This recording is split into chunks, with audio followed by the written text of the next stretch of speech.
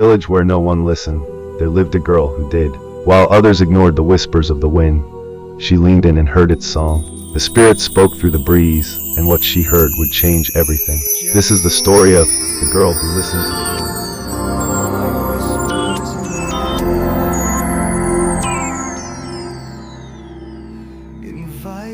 wind. Whispers of the Ancestors, Episode 4, The Child Who Listened to the Wind.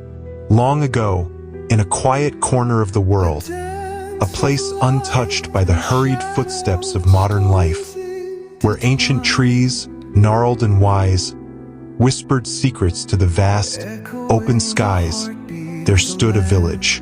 Its name was Uvalo, nestled cradled, almost, between rolling golden hills that shimmered under the sun and forgotten rivers that once sang their joyful way to the sea. Uvalo was once a symphony of life. It was a place of song, of dance, of abundant harvest and sweet, golden honey. Children, their laughter like bells, ran barefoot on sunlit paths, their spirits as free as the wind itself. And the voices of the elders? Oh, they echoed through every courtyard, every home, full of laughter and wisdom, weaving the rich tapestry of their shared history. But then a shadow fell, slowly, subtly, inexorably. All that vibrancy, all that life began to change. The rains had vanished, not with a sudden, dramatic disappearance, but a slow, agonizing fade. The skies, once a brilliant azure, turned gray, then a deeper, oppressive gray, then a silence descended, a silence heavier than any storm. The rivers that once sang their lively tunes now merely sulked beneath the parched earth, their vibrant energy replaced by a deep, hollow absence. The fertile fields, once brimming with life, cracked open like fragile pottery, revealing the deep wounds of a land in distress. And the people of Uvalo? They no longer sang. Their melodies had been replaced by weary sighs. The communal drums lay silent, their vibrant rhythms forgotten. The communal fires burned cold, their warmth a distant memory. The village, it seemed, had fallen into a deep slumber, a collective despair. It had forgotten how to dream. Yet, even in this village, shrouded in the cloak of hardship, lived a girl. Her name was Nia, a child with eyes that held the promise of dawn, and a spirit that shimmered like river light on a clear summer morning. By the measure of the world, she was no one important. No chief's daughter, born to lead. No prophet's heir, destined for grand pronouncements. Just a girl who listened to everything. Nia and the wind, where others saw stillness, an unmoving landscape of despair, Nia saw motion, the imperceptible dance of air, the shifting dust motes in a shaft of fading light. Where others heard only silence, a vast, empty void, she heard symphonies, the quiet hum of the earth, the soft rustle of unseen life. She listened when the wind, a lonely traveler, rustled through the drying grass, as if it were trying to say something long forgotten, a secret yearning to be understood. She listened when the birds, weary and hushed, stopped their singing, their vibrant songs replaced by a poignant quiet. And she listened when the night, ancient and profound, seemed to cry through the skeletal branches of the parched trees, a lament for what was lost. One particular night, beneath a brittle moon that seemed to offer little comfort, Nia sat alone near her family's once flourishing, now crumbling, yam field. The sky above was a vast, empty canvas, devoid of the familiar sparkle of stars.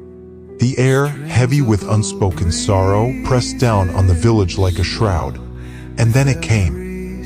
A whisper, so soft it might have been a fleeting dream, a figment of her youthful imagination in the grip of hunger and longing. And yet so certain, so undeniably clear, it could only be truth. Nia. Her name, carried on the wind, not shouted in command, not sung in celebration, but spoken directly, personally, intimately. Go where the earth remembers, the dream and the doubt. She blinked. Was she awake? She stood, her heart thrumming with a strange mix of fear and exhilaration. She waited, listening to the echoing silence, searching for another sign. Was it truly her mind playing tricks? Her hunger twisting reality? Or merely the desperate hopes of a child in a desolate land? The next morning, as the first hesitant rays of dawn touched the village, Nia, still reeling from the profound experience, told her mother. Her mother, her face etched with the weariness of constant worry, only sighed. A deep, heavy sigh that spoke volumes of hardship. She pulled Nia close, stroking her hair. We all hear things, my child, her mother murmured, her voice soft with a painful understanding. When our bellies are empty, when our hearts ache with longing, the mind can play curious tricks, Nia. Undeterred, Nia sought out the elders, the wise men and women who usually held the village's memory. They listened patiently, their eyes kind but distant. Then they chuckled, a dry, rustling sound like autumn leaves. The wind speaks to everyone, little one elder said, his voice raspy with age, but it does not give directions. It speaks of the seasons, of changes, of the past, but not of pathways to solutions. She tried to tell the other children. Their laughter, usually so joyful, now felt hollow and dismissive as they threw mango pits, their games a stark contrast to the quiet urgency of Nia's discovery. They saw only her, talking to herself, perhaps. But then she told Mama Kofo. Mama Kofo, the oldest woman in the village, a venerable figure who seemed as ancient as the Irako trees themselves. She was the keeper of herbs, the weaver of stories, the guardian of deep, profound silences. When Nia spoke of the whisper, Mama Kofo grew utterly, remarkably still. Her eyes, dark and knowing, held a depth that Nia had never truly perceived before. Mama Kofo leaned in, her touch gentle as she cupped Nia's face, her skin like worn leather. And then her voice a low, resonant whisper that seemed to come from the very earth itself. Mama Kofo's voice, a distinct, wise, and slightly gravelly whisper. The wind only speaks to those who still believe in its language. The journey begins. Mama Kofo, a silent force of wisdom, gave Nia a humble calabash filled not with water, but with the hope of it. She added a small pouch of roasted groundnuts, a traveler's simple sustenance. And then a blessing spoken in the old tongue, words Nia didn't fully understand, but felt deep in her soul, words that resonated with the forgotten power of their ancestors. Follow the wind, Mama Kofo commanded, her eyes burning with an inner light. It will remember for you. It will guide you to where the earth holds its breath. So Nia walked. Through thornbush paths that snagged at her worn clothing and dusty trails that seemed to stretch endlessly before her. Past the echoing bones of once green trees, their gaunt branches reaching like skeletal fingers towards a sky that offered no solace. She walked until her young feet bled, until her shadow grew long and distorted behind her, a lonely companion. She walked until the sky, a vast, indifferent canvas, turned to fire with the setting sun, then to ash in the deepening twilight, then to a hopeful, clear blue again with the arrival of a new day. And at last, beneath the slender curve of a crescent moon, a faint whisper of light in the vast darkness, she found it. A circle of stones, overgrown with tenacious vines, almost swallowed by the relentless earth. Buried beneath the ground like a long-forgotten secret, a hidden truth waiting to be uncovered. There, at the heart of this ancient place, the wind howled low and ancient, a lament and a promise. And when Nia, her heart pounding with a mixture of exhaustion and exhilaration, knelt and touched the parched ground, it trembled. The forgotten well. Nia dug with her bare hands. Her nails broke, raw and painful, but she barely noticed. Her young arms ached, muscles screaming in protest with every scoop of the stubborn earth. But she dug. The earth, dry and resistant, fought back, clinging to its secrets. Then, slowly, almost imperceptibly, it began to yield. A small, soft crumbling, a hint of something deeper. A stone slab, smooth, ancient, covered in dust. A faint, intricate carved marking, almost erased by time, yet still discernible. And then, beneath the dust, a name, Oluma, the Forgotten Well. Her tears fell before the water did. Tears of exhaustion, of hope, of profound relief. They mingled with the dust on her face, tracing trails of newfound joy. But at last it came. A single drop, then a tentative trickle, then a steady, life-giving flow. Water, clear as memory itself, reflecting the sky. Alive as song, its gentle gurgle a melody that resonated through the parched land. She cupped it in her trembling hands. She drank. The taste was unlike anything she had ever known, pure, vibrant, life-affirming. And the wind, no longer a mournful whisper, roared in joy, a mighty, triumphant sound that echoed through the hills, a celebration of life rediscovered. The return. She ran back to the village, her hair wild, streaming behind her like a banner of hope. Her feet bare, bruised and bleeding, but feeling no pain. Her eyes shining with a light so bright it seemed to outshine the very sun. Nia, excited, breathless. Come see. The well lives. The water is here. They did not believe her. How could they?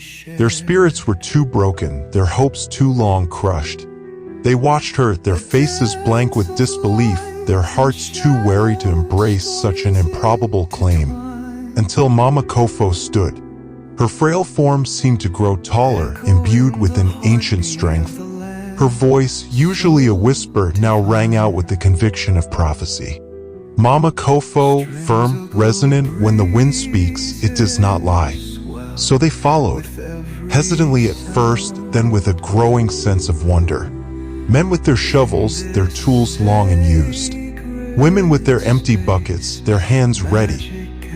Children with wide, innocent eyes, their curiosity finally overcoming their despair. And when they saw the water, when they witnessed the clear, shimmering flow from Oluma, the Forgotten Well, their knees gave way. Not in defeat, but in profound gratitude. In disbelief, in overwhelming hope. Songs, long silenced, returned hesitant at first, then bursting forth in a joyful chorus. Drums, once cold and muted, awoke, their vibrant rhythms echoing through the hills, a pulsating heartbeat of life reborn. The market, once barren, bloomed again, not just with goods, but with the lively chatter of commerce and community. And Nia? She was no longer just a child. She was the one who listened.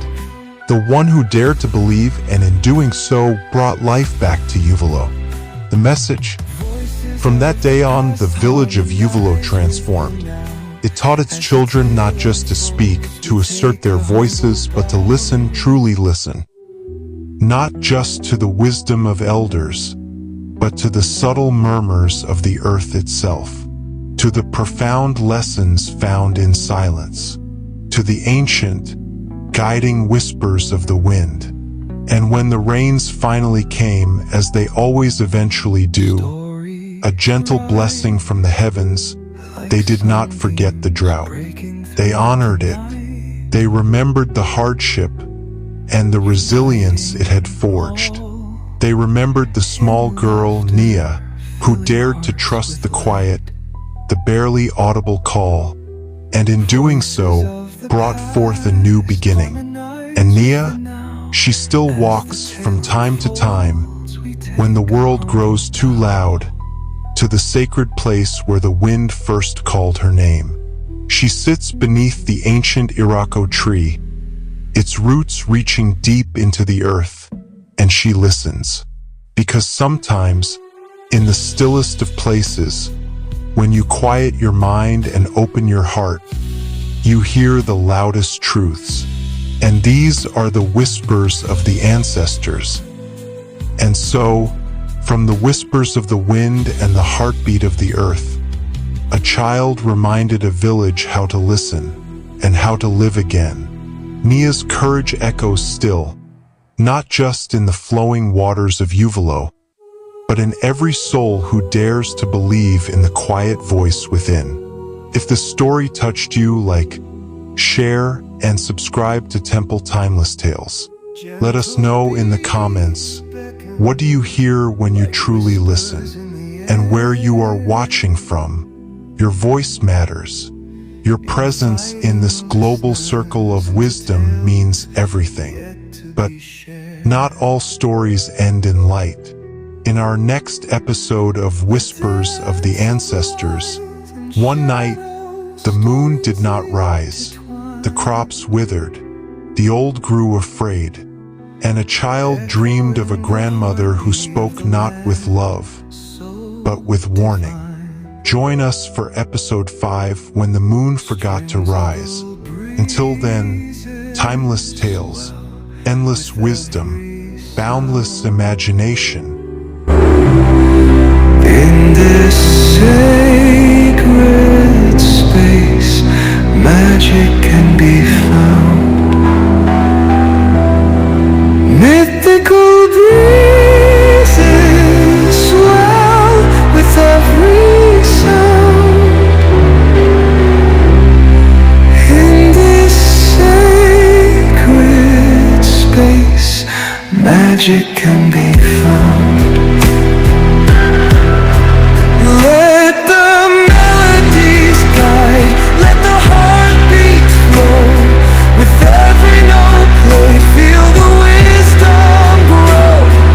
Stories rise like sunbeams, breaking through the night, uniting all in laughter, filling hearts with light.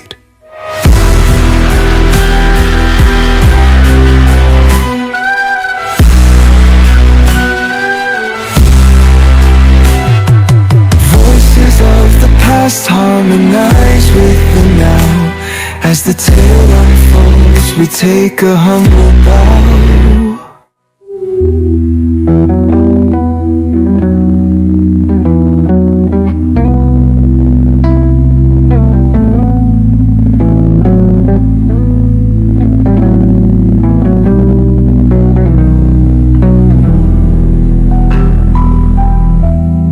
Stories rise like sunbeams breaking through the night,